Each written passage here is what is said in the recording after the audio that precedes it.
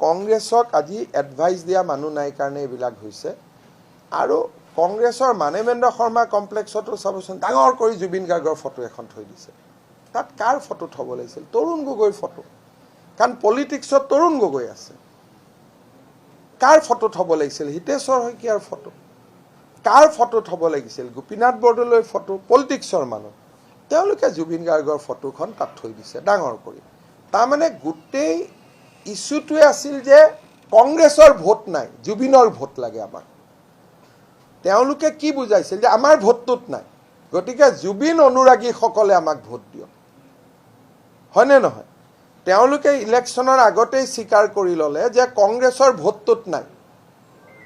আমাৰ ভোট নাই আমি হাৰিম গতিকে জুবিন অনুৰাগীৰ ভোটখিনি আমাক দিয়ক এটা জুবিন অনুৰাগীটো ময়ো পঢ়োঁ বিজেপিৰ মানুহবিলাকতো জুবিন অনুৰাগী মেক্সিমাম জুবিন অনুৰাগী কোন বিজেপিত থকা মানুহবিলাকে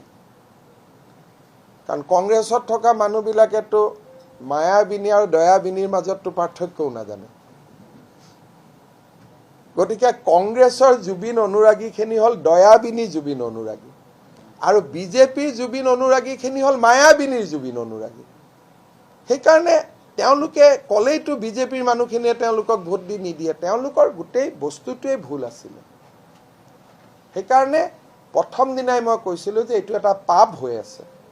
কাৰণ জীৱনকালত কোন কংগ্ৰেছৰ মানুহক আপোনালোকে জুবিন গাৰ্গৰ লগত দেখিছিল